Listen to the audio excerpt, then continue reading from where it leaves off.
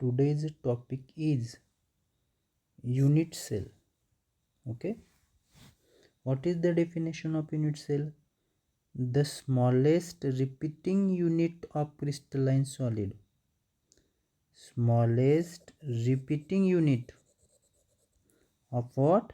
Crystalline solid is known as unit cell. म्हणजे कुठल्याही crystalline सॉलिडचा सगळ्यात छोटा रिपीट होणारा पार्ट म्हणजे युनिट सेल. एक्झाम्पल जर पाहिलं तर पझल क्यूब तुम्ही सर्वांनी पाहिलेला असेल. पझल क्यूबचा शेप कसा असतो रे? क्यूबिक शेप आहे की नाही? आणि त्या पझल क्यूबमध्ये अजून छोटे छोटे छोटे छोटे छोटे क्यूब्स जोडलेले असतात. जर मी प्रत्येक एका छोट्या क्यूबला युनिट सेल जर म्हटलं तर अशा खूप साऱ्या युनिट सेल रिपीट होत जाऊन एक पूर्ण क्यूब तयार होतो की नाही तुमचा? हा पूर्ण क्यूब तयार होतो.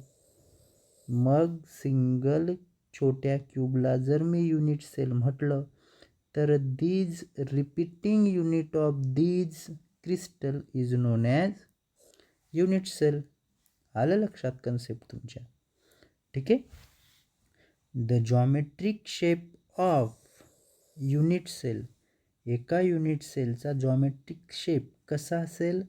The geometric shape of unit cell is same as the shape of whole crystal. पूर्ण क्रिस्टलचा शेप ज्या टाईपचा असेल त्याच टाईपची त्याची युनिट सेल असणार आहे, हे लक्षात घ्यायचं. Okay. Consider cubic unit cell. Cubic unit सेलला जर आपण कन्सिडर केलं तर आपल्याला 3 डायमेन्शन्स मिळतात लेंथसाठी. बघा, ही जर लेंथ तुम्ही कन्सिडर केली तर ही असेल एने डिनोट केलं आहे. ह्या लेंथला डिनोट केलं आहे बीने.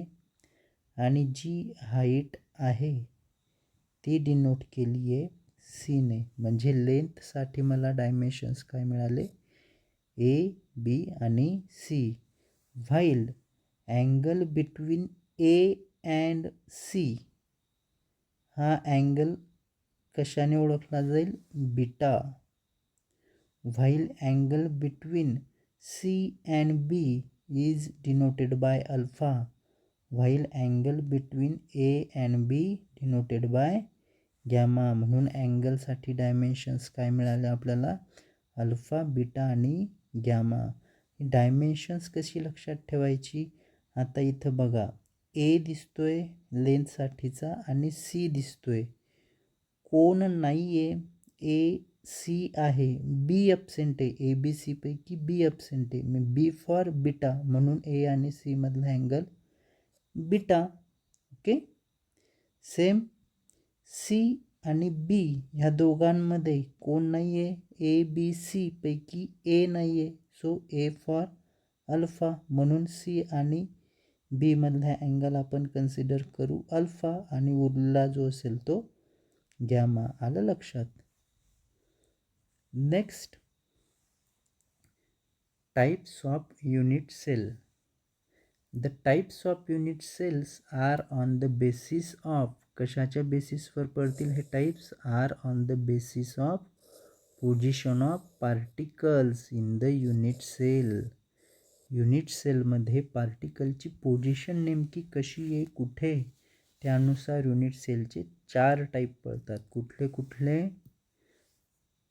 Simple or primitive unit cell, simple or primitive unit cell, body centred unit cell, face centred unit cell and base centred or end centred unit sale.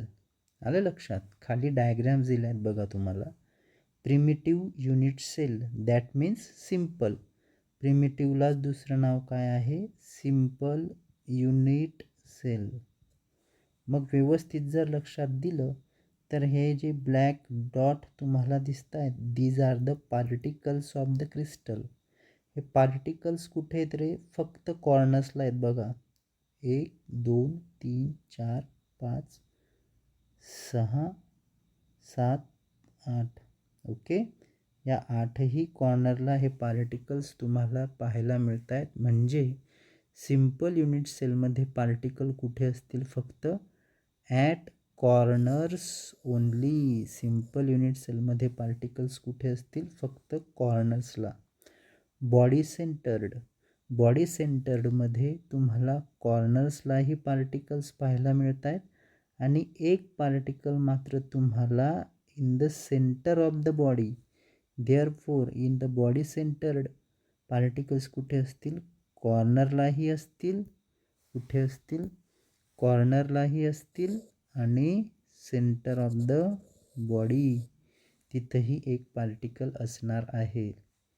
While at face centred particles तुम्हाला कॉर्नरलाही दिसतील आणि 6च्या 6 फेसेसवर तुम्हाला particle पाहायला मिळतील. Okay, दिसत आहे red dot J दिसत आहेत तुम्हाला, these are the particle on the particular faces. And at the base center the particles are at corner and any 2 opposite faces. आता ह्या डायग्राममध्ये तुम्हाला अप आणि डाऊन दाखवला आहे. तो राईट लेफ्ट असू शकतो, फ्रंट ऑर बॅक असू शकतो. कुठल्याही 2 अपोजिट फेसेसवर पार्टिकल आणि कॉर्नरला पार्टिकल असतील तर तशा टाईपच्या युनिट सेलला काय म्हटलं जाईल? Base centered unit cell. All this is about the unit cell. मग युनिट सेल म्हणजे काय असेल तुमच्या लक्षात आलं असेल. तसेच युनिट सेलचे टाईप्स कुठले कुठले आहेत आणि कशा पद्धतीने ओळखता येतात हेही तुमच्या लक्षात आलेलं असेल. Okay, good.